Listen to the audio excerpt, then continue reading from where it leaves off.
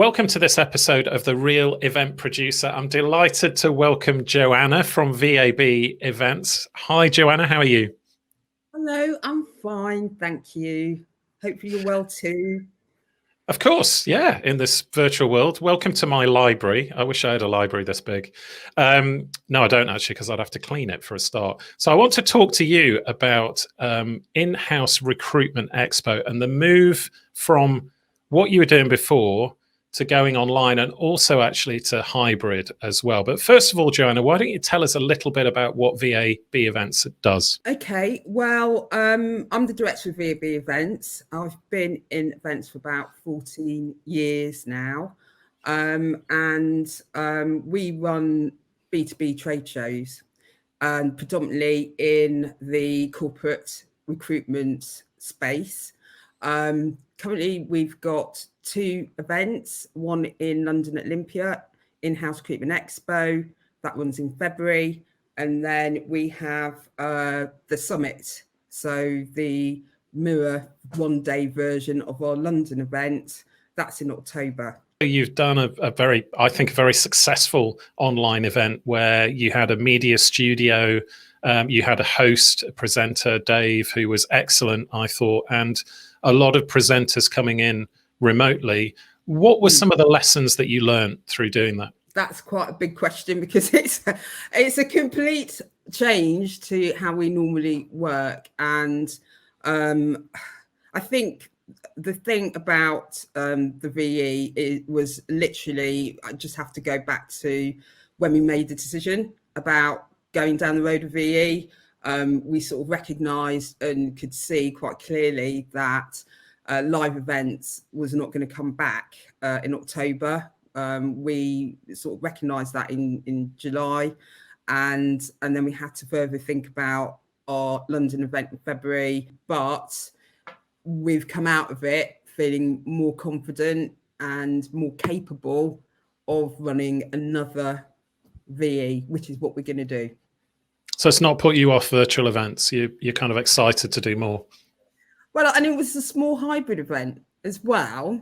It's true. We're going to talk about that in a second. Yeah. Yes, hybrid. So, but no, we're not put off. We've got hands on it now, and we're definitely going to do it again. It was an enjoyable day. Everybody, at the end of the day, everyone was buzzing because it was just a very intense experience and but highly enjoyable. I was bouncing off the walls, as you know, at the end of the day. So yeah, it was great. Your sponsors actually signed some pretty big deals on the back of this event. True. We can't say who, but they did. They have, yeah. No, it has, yeah. So how do you feel about this? Because one of the things for me is that digital marketing, which is pretty well known, I suppose, for online e-commerce brands, for people doing fashion or something like that. I mean, we're all targeted with ads on Instagram.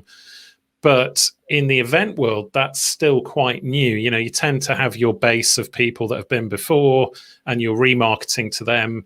And you've got, obviously, we all know that the best time to kind of re-sign somebody is at the event for next time. How has that been, trying to expand the reach and just tell people that your event is out there? Now, that is a good question. And what we have done is we did follow up after the show straight away. And we've done that for several weeks now, actually, probably about 3 to 4 weeks. So going back to, I suppose, or tying in part of your question about the learning, because this is the difference between a live event and a virtual VE event, is there is, I would say, a longer, broader window of activity that I would now and did employ in terms of communication about the event, externally within our audience. So live event, you do all the marketing leading up to the event happens over however many days, and then you do a bit of post-event wash up, that's it.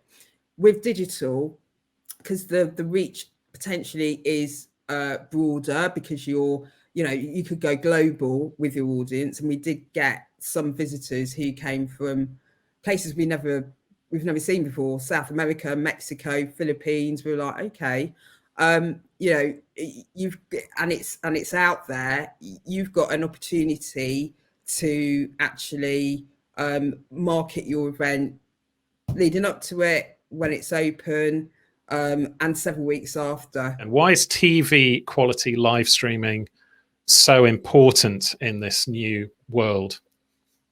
Yes, I mean, for me and for my team, it's all about brand.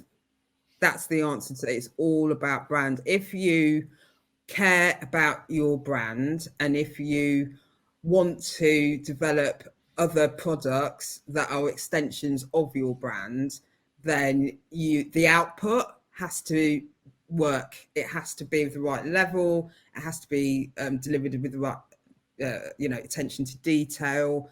It has to be delivered you know, with the right care. And you know, it just, you can't have output as an extension of your brand that basically doesn't stand up against your live presentation, or, you know, whatever the product is. So whether it's a conference, whether it's an exhibition, you know, it has to maintain that, or should maintain that standard. So that's why we, when we were doing our research, you know, we wanted to ensure that we delivered it, you know, within the values of In-House Recruitment Expo. So that was critical, and I think we did it.